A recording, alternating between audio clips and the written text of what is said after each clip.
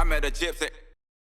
Yeah. Anyway, so long story short, Roger's team manager, Ian's mechanic, and we come over, and I got 2 weeks to get ready for Orlando Supercross, and it's typical winter here, rainy. There's no Supercross track, nothing.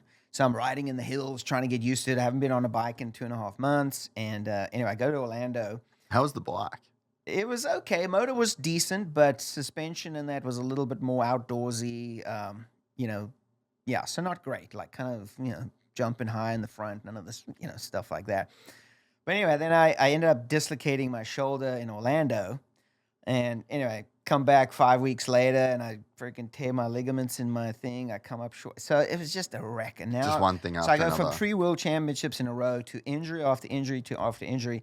Then I go to Troy, Ohio, in the Nationals, break my wrist. Now it doesn't heal, so now I'm off the bike for 6 months. I get to have a bone graft. I roll back on. End of 95. Now it's El Nino. Suzuki still doesn't have a track. Now I'm trying to get ready for the same Orlando Supercross 2 weeks before the season in the hills, and it's mud and rain Pissing down rain. everywhere. And a year to the day, I dislocate the same shoulder in Orlando.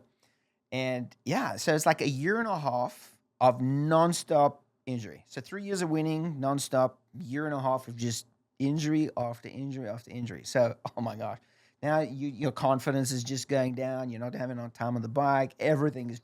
Your stock in the market's going down. Yeah, exactly. People are like, this guy's a clown. He can't ride.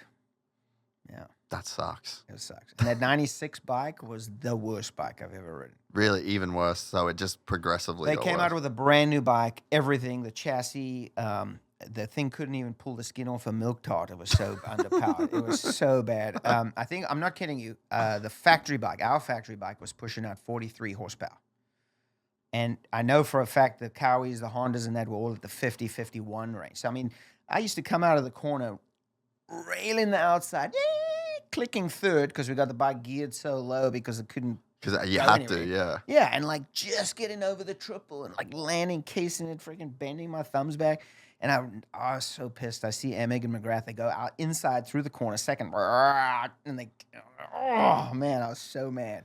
Yeah, so I mean, I'm constantly overriding the bike. Like, Yeah, it's just my heart is over. Yeah. Oh, I'm running out of talent, as Yeah. Casey would say, because I'm trying to overcompensate for a bike that wasn't performing. And, oh, man, that's like the worst place to be, too, because then, yeah, there's the people, like, because essentially you're like a product in a market. You're a rider that's in a rider market and in a, in this ecosystem, and it's just like the value's dropping. Yeah.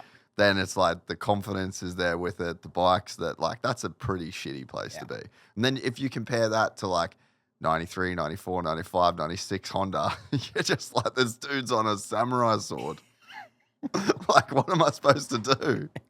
Yeah, no, that bike was so good, man, that 93. Yeah, as you say, 93, 94, 95, I think 96 was the last year, right? Yeah. 97, it went to poo. Yeah, so that's when MC's like, peace out, I'm out of here. So then he joined our team, and yeah, that was very good. We needed that help. What did it do for the team? Well, I mean, to that point, I mean, we'd done nothing since I came to the States. I mean, I think I won one national, Unadilla, maybe 96. The most Euro track on the circuit. Yeah, exactly. Most Euro. But other than that, we'd had very little success. So I think, everybody's like, wow, McGrath's coming, so he must have faith in this team, and I think, and Roger and Ian and them were realizing they weren't getting the support from the factory that they should have. So they were spending a lot of time down at Mitch Payton's at Pro Circuit, dynoing every single day. So I think it energized the team. It all of a sudden brought a lot of attention, energy. Everybody was getting excited. But it also highlighted the flaws. McGrath got on the bike. He's like, this is shit. This is terrible. This is really bad. I mean, I think they had conventional forks. Yeah, they did. Were trying to push. They did. I mean, you would land off a corner, off a little jump, and the thing would go whoop, whoop. And for the third time, it would grip and you could turn, right? I mean, there was like a second of settling before you could actually like turn. No way. Oh, it was so bad. Yeah, it was so much flex. That had to feel good in a way, though, to have that it wasn't you. Because you probably knew that it wasn't you, and you knew that the bike was trash, but then, everyone's like, yeah, sure, whatever, Greg. Yeah. But I mean, I also wasn't performing to my top level. Your top level. Yeah. But I mean, it probably would have been hard to even get there, Yeah, no, it would have been for sure. But Yeah, it was rough days, man, for sure. I think '97 was the first time the bike started becoming competitive over here, and then it just got better and better and better till the Ricky days, where the thing was like unbelievable. Yeah, dude, and it really did. Like the '05 RM250 was Yeah. just a beast. I'd say '03 through '05 was. Yeah, that was the year. Yeah. I actually kind of want to own one of those bikes. I did. I owned one for a while. Really? Full factory RC motor and a 2004 one, dude. It was so good. Yeah. No way. So what was the you retired in? End of 2000. Yeah. So you didn't get to race that era. No, I didn't.